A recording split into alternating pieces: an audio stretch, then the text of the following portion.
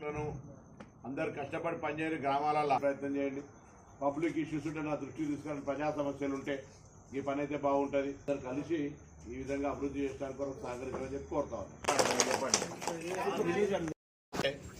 కొంత మీరు బయటికి పంపడానికి కూడా వేరే అందరు ఉస్మానియా ఉద్యోగాలు కావాలని దొరికాయి. సెక్యూరిటీ గార్డు లేకపోతే ఇంకేదైనా కొంత చదువుకున్నాక కాంపిటీషన్లోనే ఉద్యోగాలు వస్తలేవు.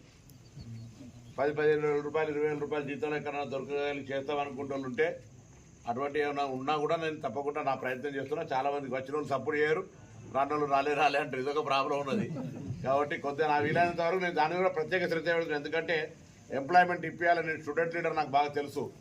ఆ ఉద్యోగం ఉంటే కొంత కుటుంబం ఆసరా ఉంటుందనే దాని మీద నాకు నమ్మకం ఉంది. దానికి సంబంధించి కూడా ఈ సంవత్సరం ప్రత్యేకించి దాని మీద శ్రద్ధ పెడతా.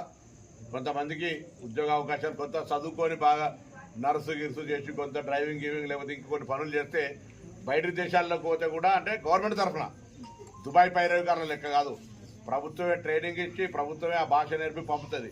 టామ్కామ్ అని ఒక సంస్థ ఉన్నది, అది కూడా తొందరగా ఇక్కడ చేస్తున్నా. వాళ్ళకు కూడా కొంత ఎవరైనా పోతే బాగా శాలరీస్ వస్తాయి. 4-5 ఏళ్ళు పని చేసుకొని వస్తే కుటుంబం అప్పులు ఇప్పుడు అని పోయి కొద్దిగా ఆర్థికంగా నిలబడేటట్టు ఉంటాయి.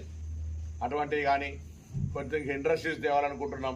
ఎందుకంటే రేపు నీళ్ళు వచ్చినాక మరి అంత పంటలు పెరుగుతాయి కాబట్టి కొంత పరిశ్రమ రావాలనుకుంటున్నాం. కొన్ని విద్యా సంస్థలు, కొంత వైద్యం, 150 పడకల ఆసుపత్రి వస్తుంది. ప్లస్ కరీంనగర్కి 4 లైన్ల రోడ్డుకు సంబంధించి ఒకటి శాంక్షన్ చేసాం, ఇంకో రోడ్ వస్తుంది. ఇటు మనం అక్కన్నపేట నుంచి జనగామ రోడ్డుకు సంబంధించి కూడా ఫస్ట్ బిట్ మన మందం 15 కిలోమీటర్ల రోడ్డుకు సంబంధించిన అది కూడా ప్రపోజల్ చేసిన.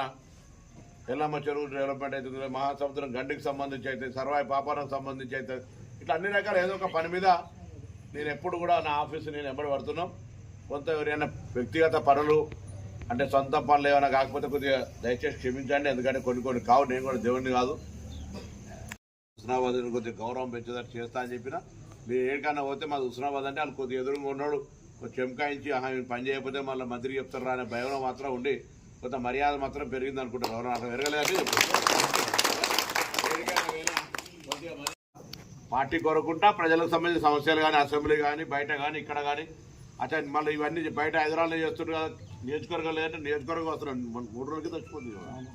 3 రోజుల కింద వచ్చినా ఆ దేవుడు శివుని దగ్గర ఒకటి అది చేసి పెడితే అది రుద్రాల ఆడ పని జరుగుతుంది, మెట్లకు పైన మెట్ల దారి కలుగుతుంది, ఎల్లమ్మ గుడి కాడ పని జరుగుతుంది. ఇట్లా ఏదో ఒకటి పుట్టపల్లికి సంబంధించి పుట్టపల్లి, ఆరపల్లి, పందిళ్ళకి సంబంధించి ఒక రోడ్డు కావాలనుకున్నాం, రోడ్డు కూడా అవుతా ఉంది.